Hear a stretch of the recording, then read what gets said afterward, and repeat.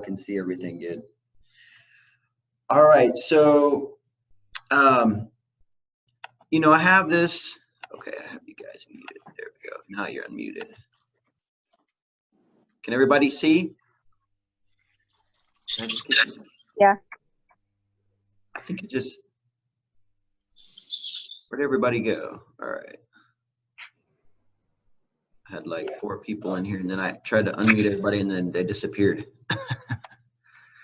We're here, Nathan. You just everybody's there. Okay, settings. good. Yeah, we can hear you. Time doing this, so bear with me. All right. All right. So, you know, this one is about, you know, COVID opportunities and what's going to come, I feel, and, you know, just based on what's going on out there, you know, and the data that we've got. So let's get started. And any questions, just, you know, speak up, please. So invest in what you do best. I have this, you know, labeled as COVID opportunities. All right. So just our normal stuff, disclosures. I'm not offering legal advice. Talk to a real estate attorney for that. Wholesaling involves drawing legal documents. Talking with a title company and real estate attorney is recommended for most situations. This is all legal. We use attorneys and title companies. About me, I've been investing for 13 years. I've been a realtor for the last 11 of those 13 years. I've wholesaled and flipped over 550 properties ranging from 2,000 to 121,000 in profit. I've reached and benefited, I've helped and benefited from a business partner of mine who's accumulated over 430 units, currently have 17 doors, and I'm buying 12 more rentals this year. All right, so anybody ran into anything so far that's come up that, you know, maybe from the COVID thing or you know, a deal you're possibly looking at that you wanted to discuss? If not, I have plenty, but I always like to put this out first. Nope. Okay, no problem. All right. So we're always going to talk about this every meeting, and y'all probably seen this before, but it's the golden rule in investing, right? So it's the formula that every professional investor in Houston uses to buy properties. Okay, and so as you see on here, we're going to use an example, but you get your after repair value. How do you get your after repair value? By comps that are either fixed or there's a flip. If you have those are going to be your best numbers that you can use. So you're gonna look at that, and then you need it at 70% of the value minus repairs equals your maximum allowable offer. So for example, if you have $100,000 ARV,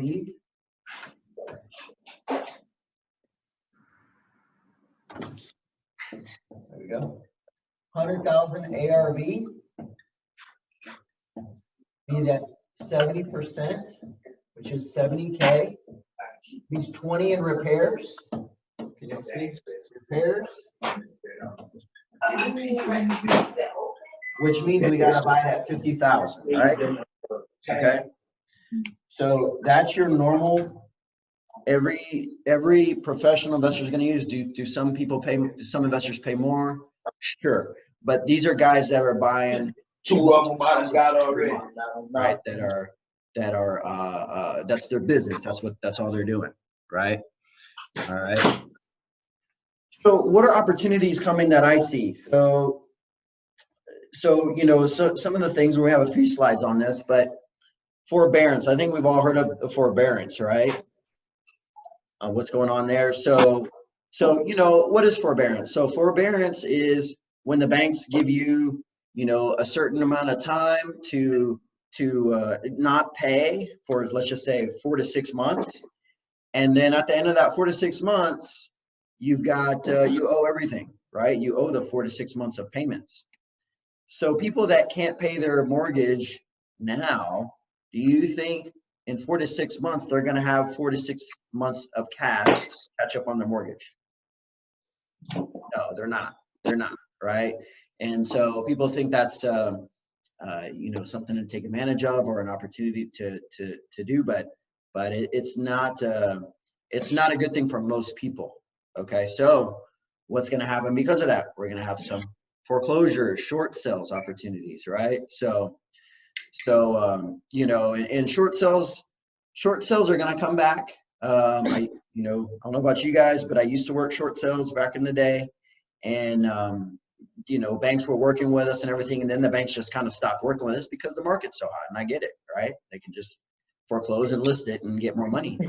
But I feel like now it's going to come back, and there's going to be deals there. So you know, working those short sales and brushing up on all of that is going to be very helpful coming soon.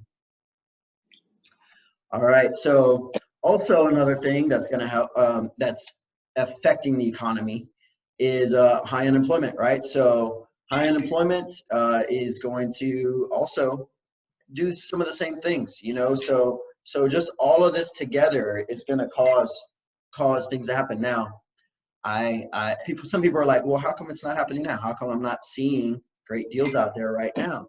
Well, it takes time, right? It takes time. So, you know, in crashes before, we really, if you study the crashes before, we really didn't hit the bottom for a couple of years, right? It didn't take effect, right?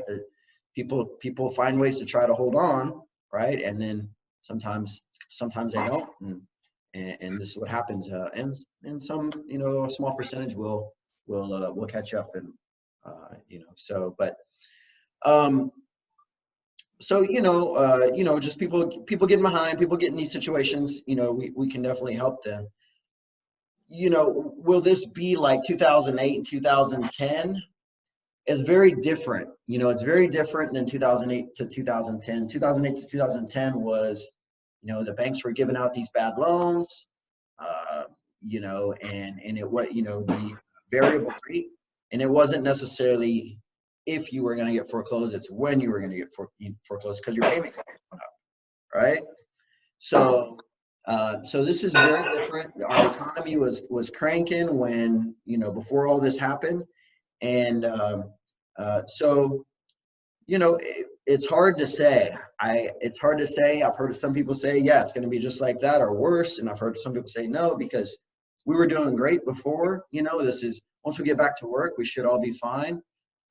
So you know, we'll see. But personally, I don't think it's going to be as bad as 2008 to 2010.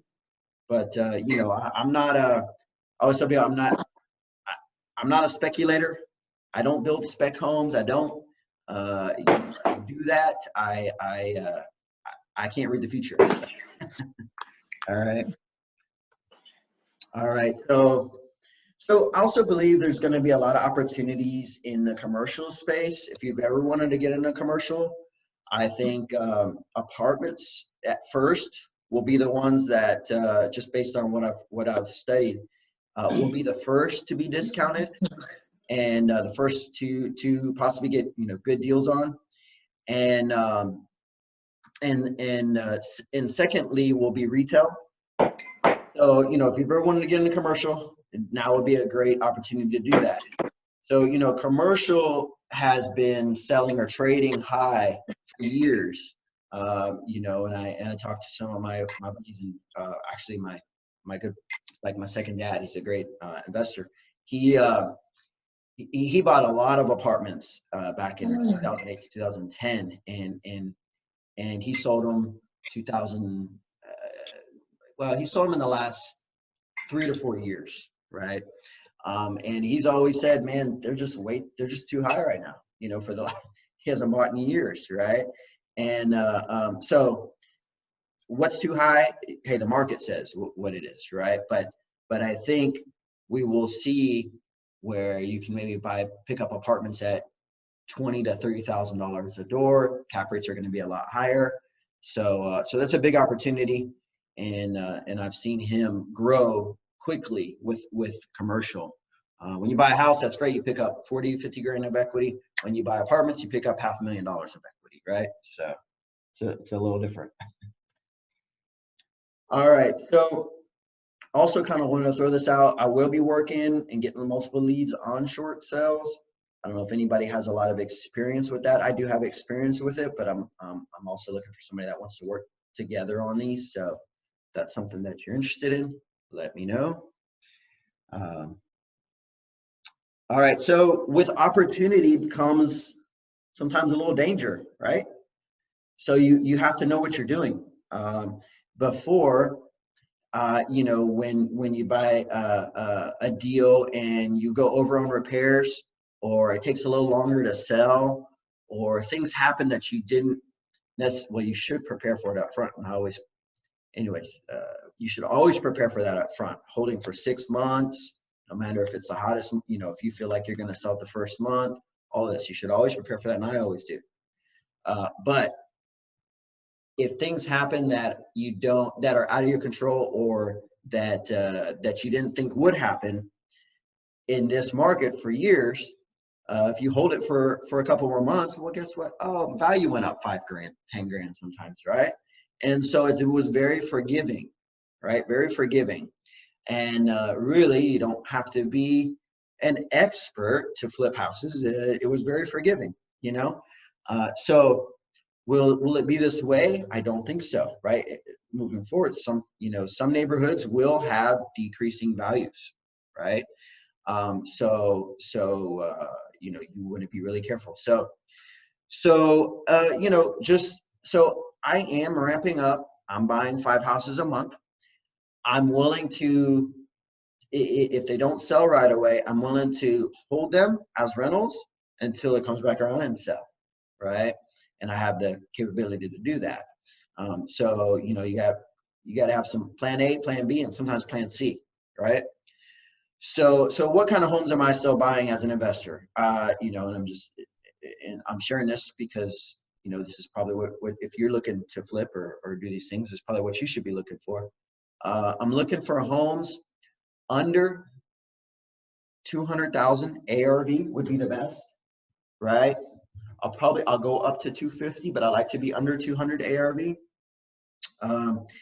Of course, I like low days on market. I don't mind the big fix up, just because construction side, I can handle that and do it cheaply. But you know, definitely the ARV lower, days on market lower. So trends, I want to see trends, right? If the neighborhood's holding steady or not, right? So what kind of homes am I staying away from then? I'm staying away from high ARVs. I'm staying away from $400,000 ARVs, right? Why? There's more holding costs, there's more closing costs, there's more taxes, there's more, usually it's higher days on market for you. There's just not a big pool of buyers for your higher end homes. There's a lot more people buying 250, 200 and under, right? So that's why I like to stay in that market. So you know, don't get caught buying a bad deal. You can't be reckless, you know, in this coming market, but also don't be scared, right? No, when there's an opportunity, you know, you need to take advantage, but you also have to just be careful, right? So, and I'm always here. Y'all have my contact. If you come across a deal, hey, you just want to run it by me. How does this look? You know, I always do that. All right, so I also just want to touch base too on what is the news saying. So the news is saying, you know, everything's horrible and everything, you know, real estate's bad. Everything's bad. But my experience talking to realtors in my office, talking to other realtors, talking to other investors, you know, really, it's staying busy. It's staying busy. We got a few more slides on that, but that's what I'm seeing. I don't know if y'all are seeing anything else. So, you know, there we go. All right, so I don't really see a big difference yet. Do I think there will be? Yes, but I don't think it has hit yet, or I don't see deals like before, like I think they're gonna be yet, right? So that's still to come. All right, so just to touch on rentals in this market. So I have felt though already some effects. And what are those? Those effects are, well, people are either losing their jobs or not working as much, right? Or temporary layoffs. maybe they're not making their house payment, right? Maybe they're preparing themselves. So I had one rental, been sitting for a little while, a couple months actually. I was like, what's going on with this one? Well, recently filled up fast, and my other rental filled up fast, and all my other investors that I talked to, they filled up pretty fast. And so were we having tenants not pay or slow pay? Yes. The last month, we had about 3 tenants that paid half the rent on the 1st and the other half on the 15th. And we didn't charge them any late fees. And I was just, honestly, I was happy they were paying rent with everything going on. And we actually had one move out. So I was like, okay, so, you know, things are happening. But the one that moved out, I had that thing filled so fast, I didn't even put it on the market. Right. So that's the effects I think we're feeling right now, that rentals are going to be hot because people might need to downsize, people that might need to get something cheaper. Right. You know, if they're missing payments, their credit's not going to be 100%. Right. So am I buying more rentals? Yes, I am buying more rentals. Majority of my focus is going to be flips, but if it doesn't sell within a certain time frame, I'm going to turn it into a rental. So that's what I've got going. So all right, so I've got 2 examples, and I want to do this every class now. I like this section. I think people like this. It's called Real Deals, Real Numbers. So these are actual deals that I'm doing now. So this is a deal. I don't know if you can see the pictures. I had to kind of shrink them up to fit them on the slide, but this is a deal in Pearland that we should be closing on the 13th of this month. And so the after repair value was or is $212. Repairs, I spent $42,000, and I bought it for $112,500. All right, so if you add $112,500 and $42,000, guess what? It's a lot more than $33,000 profit after all costs, right? But there's a lot of other costs involved, right? And I think we've gone over that in another class, and we can maybe touch on that in another class also. But just the costs involved in a deal. There's a lot of costs involved in flipping a house, right? That most people don't know or don't understand, right? But yep, at the end of the day, I should make about 33. And on this one, like I say, you know, those are the numbers, and that's great. But more, I'm talking about this one because I had, this was 2 weeks. Like, we were in full blown COVID, right? Like, don't go out, you know, all this stuff, you know, and the second day I had 3 offers on it, right? So now that's great. Could this just be that Pearland's really hot, right? Maybe, but I don't think that's necessarily the case. You know, I think things are showing and moving, you know, everywhere, really. So this one I put up yesterday, ARVs 160, repairs I put was 44,000. This one I got a really good deal on. I got it for 43, and I put it yesterday. And I'm so used to, you know, having such a nice product and coming out strong in the neighborhood. And I told Tina this morning, I was like, I put it at the end of yesterday. And I was like, man, I didn't get any showings yet, and I'm a little impatient sometimes, right? But you know, today I got 2 texts. Hey, you know, did it flood? Did it, you know, we're going to show it, asking me questions. So I was like, okay, that's good. So, you know, that's the other activity I have. So just want to talk about the couple of flips I had coming up, and I got one more coming up, maybe in a few days. This one's at 706 Edgebrook. Turned out really nice. Any of y'all are, you know, have anyone interested, right there at 45 South. So, you know, just my experience so far with the flips. So, and just a quick recap. So I've not seen many changes yet. I do expect to see changes soon. Rentals will be hot, and the rental pricing will probably go up because of it, right? Because everybody's looking to rent. And you know, properties are more than likely to take a hit on value coming soon, I feel.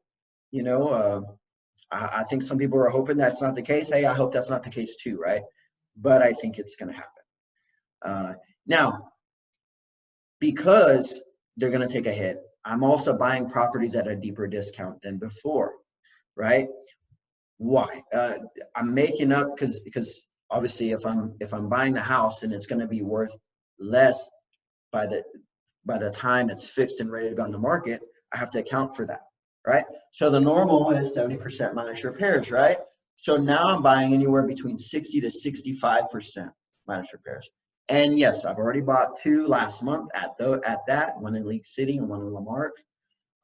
So are they out there? If you look, yes, they are, right? So anyway, I think that is it. That's my my email. I'll have my phone. I'll put my phone number up here if y'all run across anything that you have questions about, or hopefully 2229. Hopefully y'all can see that.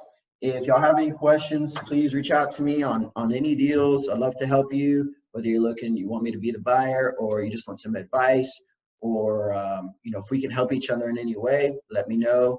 I love teaching. I've been doing it for 7 years. I love helping people. And, you know, I always say with these classes and everything, I always help people, put it out there, and it always comes back. You never know when, never know how, but it always comes back. So, you know, helping each other is always really good. So first time on Zoom meeting, I see like there was a bunch of people. I clicked it. I see a few people out. Hopefully y'all are all there. Hopefully y'all enjoyed this. Maybe we can do this some more. I appreciate y'all being here, and you know, have a great day, and we will have another meeting next month, whether it be Zoom or hopefully in the class. Anyways, we'll see y'all then. Thanks. Thank you.